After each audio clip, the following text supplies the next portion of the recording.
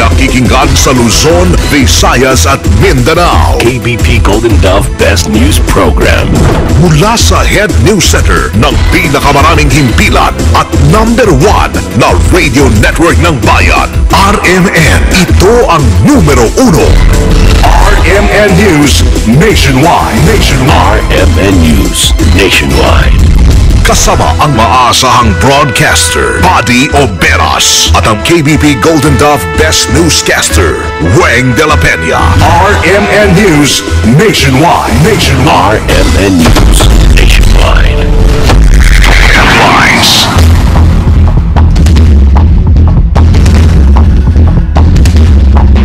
Ngayong tanghali sa RMN News Nationwide, Bagyong Sonaida tumama na sa kalupaan ng Davao Oriental. Mga residente sa ilang bayan ng Misamis Oriental inilikas na. NDRRMC na nanatili sa search and rescue operation. Tulong ng mga pribadong shipping at airline companies hiniling para sa relief operations. And on top of that, tinap na rin natin yung services ng mga private shipping companies and mga ilang airline companies. DOH, problemado na sa supply na anti-tetanus at pagpapadala ng medical supply sa mga sinalanta ng Bagyong Yolanda. Kami tumatanggi sa donasyon. Ang ginagawa po namin, ini-screen po namin yon at kung essential sa kinakailangan, kasama yun sa pinadadala namin. Tumagas na langis mula sa sumadsad na barge sa Estancia Iloilo, kontrolado na. Balitang negosyo natin, 300 individual na kinabang sa pangkabuhayan kits ng Department of Labor sa South Cotabato. Headlines. At abroad, single-engine plane bumagsak sa Bahamas. 4 ang patay. Buong bansa sa boses ng balita. RMN News Nationwide. Mga kasama, si Father Nick Lalog. Halina't ilagay po ating mga sarili sa pagkahan ng Diyos. O Diyos, Ama naming mapagmahal, Ika'y aming pinupulit sa salamatan. Ikaw ang Diyos ng kaayusan at bukal ng lahat ng kabutihan. Kaya naman po sa gitna ng labis naming kalungkutan, sa pananalasa kamakailan sa aming mga kapatid sa Kabisayaan, kabinawa ay inyo pong ganayan. Hindi po itong panahon ng paglalamangan, kundi ng pagdadamayan. Hindi po itong panahon ng pagsisihan, kundi ng pagtutulungan.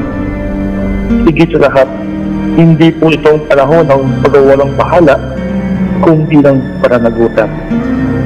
Gamitin po din kami, o aming Ama, upang maging iyong kasangkapan at daluyan ng iyong pagmamahal at biyaya. Habang kami nayuyungyungan ng mga butas-butas naming bubunan, marami sa aming mga Kabisayaan ang wala ng tirahan. Madalas kami dumaraing sa aming pagkain habang sila na may ilang araw nang di kumakain. Marami po kaming dapat ipagpasalamat kung tutuusin. Mga pamilyang kapiling, hanap buhay na matiwasay, at marami pang ibang kaginhawahan. Sa bawat daing at aming hinaing ngayon sa buhay, nawa aming huwag limutin, mga nakaririmarin na sinapit ng aming mga kababayan sa Kabisayaan. Higit lahat, kami naway magkaisa, magsama-sama, upang ipadama ang iyong awa at habag sa mga salanta ng Bagyong Yolanda. Sa ngalan po ni Kristo ang aming Panginoon at sa kapangyarihan ng Espiritu Santo, kami sana'y makapaghatid ng pag-asa ng bagong umaga sa mga taga-roon sa Bisaya. Ito'y aming hinihiling sa ngalan ni Jesus, aming Panginoon, sa kapangyarihan ng Espiritu Santo, sa walang hanggan. Amen. Pinakamalaking mga balita, abot sa bawat Pilipino, saan man sa bansa. RMN News Nationwide. Buhay Pilipinas, tanghali po ng Martes, November 12, 2013. Ito ang numero 1 RMN News Nationwide. Ako si Buddy Obera. Ako naman si Weng de la Peña. Tayo ay live na live sa DXIC 711 Aramen Iligan, DYME 783 Aramen sa Masbate, DXRS 918 Aramen Surigao at sa DXPR 603 Aramen Pagadian. Live pa rin tayo international by www.rmnews.com/tv at sa WRMN New York, USA. At sa lahat po natin ang number 1 AM station sa buong bayan. RMN News Panahon. Unahin natin ang panahon, mga kasama. Naglandfall na po yung bagyong Zoraida sa Baganda, Davao Oriental alas 9 kanina umaga. Sa latest bulletin ho ng Pag-asa, taglay pa rin ito ang pinakamalakas na hangin, aabot sa 55 km bawat oras. Malapit sa gitna at bilis na 30 km bawat oras pahilagang kanluran. Huling namataan si Zoraida sa layong 91 km hilagang silangan ng Davao City o 52 km timog ng Hinatuan, Surigao del Sur. At dahil dyan, makakaranason ang katamtaman hanggang sa malakas na pag-ulan ng mga lugar na dadaanan ito at maapektuhan naman pati ang probinsya naman ng Negros, Cebu at Bohol na unang nang sinalantan ni Yolanda. Nananatili ang signal number 1 sa mga sumusunod na lalawigan. Una ang Cuyo Island, Palawan, Calamian Group of Island, Siquijor, Southern Cebu, Bohol, Negros Oriental, Antique, Iloilo, Guimaras, Dinagat Province, Siargao Island, Agusan del Norte, Agusan del Sur, Surigao del Norte, Surigao del Sur, Davao Oriental, Compostela Valley, Davao del Norte, Samal Island, Bukidnon, Misamis Oriental, Misamis Occidental, Lanao del Norte, Lanao del Sur, North Cotabato, Camiguin Island, Northern Zamboanga del Sur at Zamboanga del Norte at ang Zamboanga del Sur. Ayon po sa Pag-asa, mga kasama, pinag-iingat ang mga residente sa mga mabababang lugar at katabiho ng bundok na mag-ialerto sa mga posibleng pagguho ng lupa at mga pagbaha. Mapanganib din ang lumayag sa northern at eastern seaboards ng Luzon. Huwebes na umaga, inaasang lalabasan ng Philippine Area of Responsibility ang bagyo sa pag-exit niya sa West Philippine Sea. Iniligas na po mga residente sa ilang bayan sa Misamis Oriental kasunod ng pagtama sa lupa nga ng bagyong Zoraida.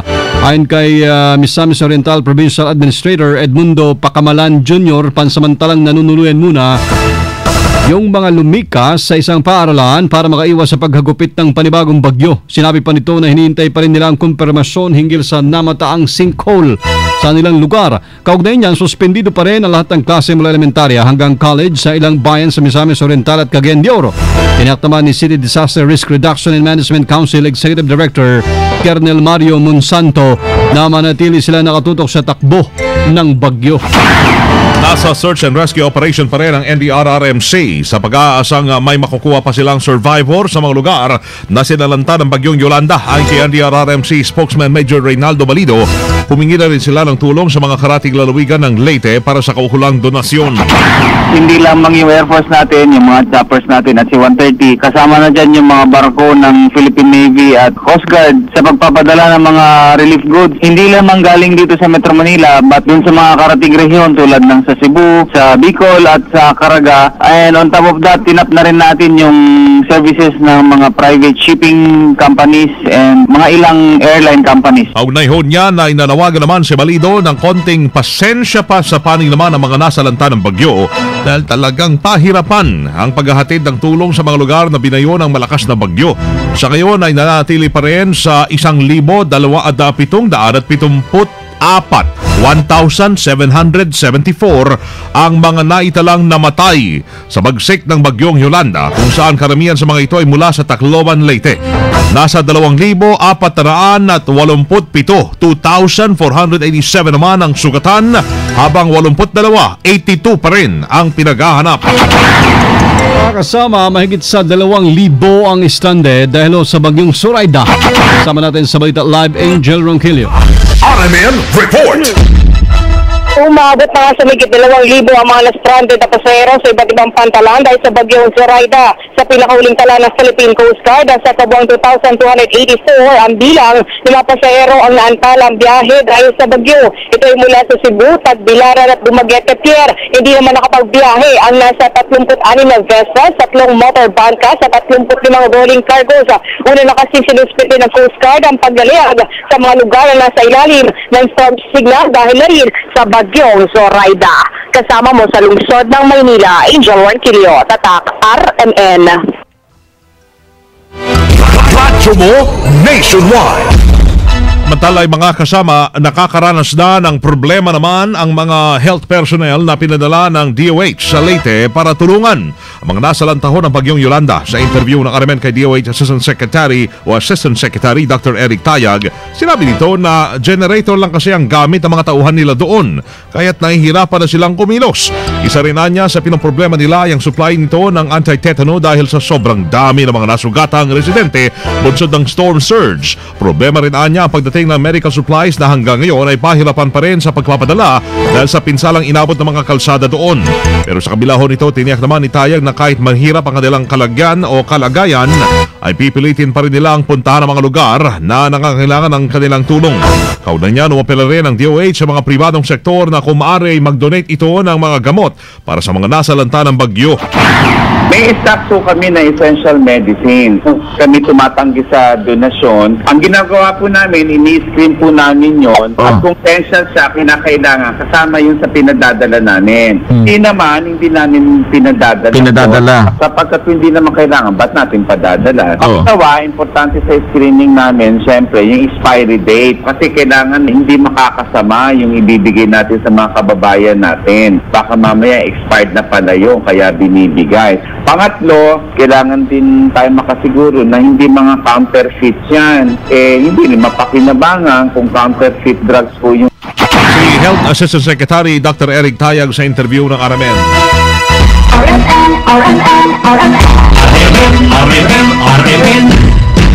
RMN Nationwide Report. Umagas na langis mula sa sumadsad na barge sa Estancia Iloilo, kontrolado na.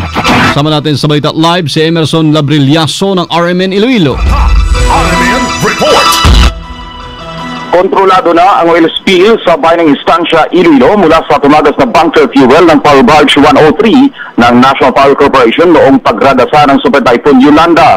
Kaninang umaga, kinumpirma ni Commodore Atilo Ibanez ng Philippine Coast Guard Region 6 na na-contained na ang oil spill at nailatag na ang second layer ng oil spill boom sa palibot ng Power Barge na inihampas ng Super Typhoon sa mabatong bahagi ng baybay ng Barangay Butungan, Estancia, Iloilo. Sa ngayon, ginagawa na ng mga tauhan ng Power Barge, Philippine Coast Guard at ng mga residente ang oil recovery at clean-up operations sa inaasahang magtatagal ng 2 linggo. Inaasahang aabot sa 50,000 litro ng bunker fuel ang pwedeng ma-recover sa mano-manong paglilinis sa karagatan ng Estancia. Napagalaman na 1.4 million liters ng bunker fuel ang laman ng Power Barge kung saan 0.2 million liters ang tumagas. Samantala, umabot na sa 142 ang patay mula sa 5th District ng Iloilo kung saan sa bayan lamang ng Estancia umabot na sa 71 bangkay ang na-recover. Karamihan dito ang mga mangingisda mula sa Masbate na nag-cover sana sa fishing port ng Estancia, ngunit winasak ng malakas na hangin at storm surge ang fishing vessel. Isinagawa na ang bayan ng Estancia ang mas burial sa lipanas ng mga bangkay. Halos 95% ng mga kabahayan sa northern towns ng Iloilo ang winasak ng Super Typhoon Yolanda at nangailangan ngayon ng pagkain, tubig at tents ang mga biktima. Wala pang elektrisidad at signal ng cellphones sa 5th District, bahagi ng 3rd at 4th Districts ng Iloilo na matinding ginagupit ng Super Typhoon Yolanda. Nanawagan naman si Governor Art Defensor ng tulong mula sa private organizations, media at charitable institutions upang matulungan ang mga biktima ng bagyo. Kasama mo sa RMN Iloilo ang back-to-back number 1 sa Metro Iloilo, Emerson Gonzales Labrillaso, Tatak, RMN. Ang seguridad doon sa Tacloban, pinaigting. Curfew, pinalawig. Kasama natin sa balita si Deo de Guzman.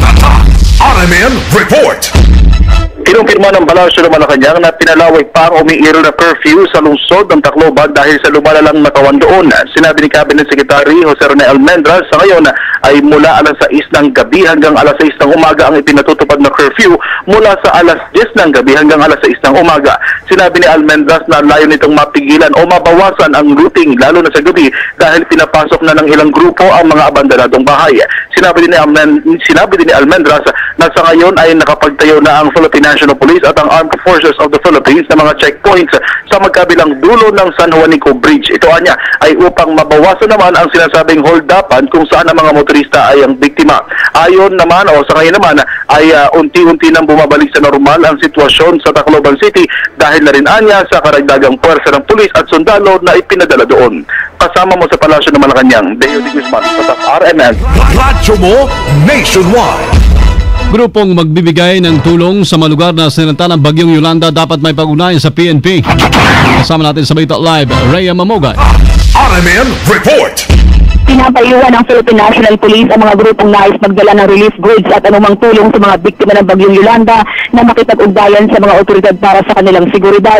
Ayon kay PNP PIO Chief Senior Superintendent Theodore Sindak, ito ay para masiguro ang kaligtasan ng mga tumutulong sa harap ng pangamba na sila ay dumugin ng mga tao. Ayon pa kay Sindak, si Deputy Chief for Operation Deputy Director Felipe Rojas Jr.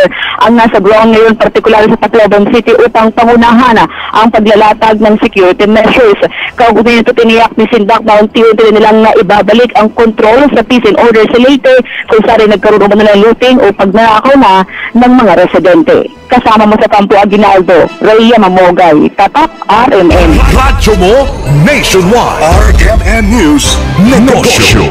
Mga kasama, abot po sa 300 katao na kinabang sa ipinamahaging pangkabuhayan kits ng Department of Labor and Employment sa South Cotabato.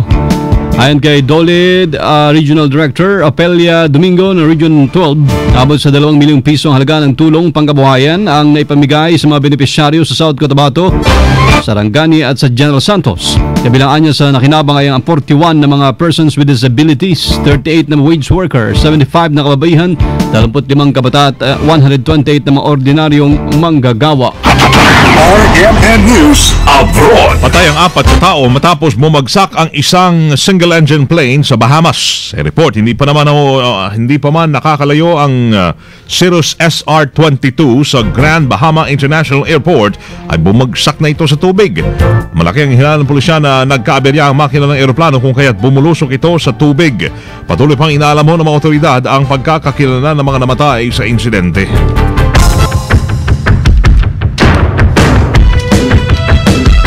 Live time kasama mula pa rin sa RMN News Center, Makati City, Metro, Manila, Philippines. Hindi pong narinig ang numero ng RMN News nationwide ngayong Martes ng tanghali, November 12, 2013. Panoorin ang naging pagbabalita namin ngayong alas 12 ng tanghali sa YouTube. I-type lamang ang RMN News nationwide.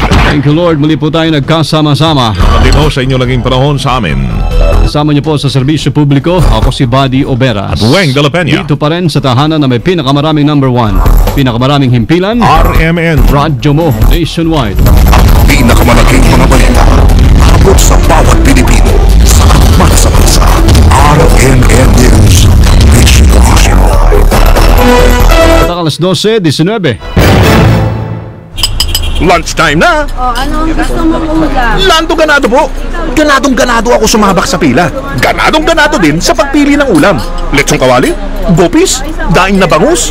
Pero sa panulak, wala nang pili-pili.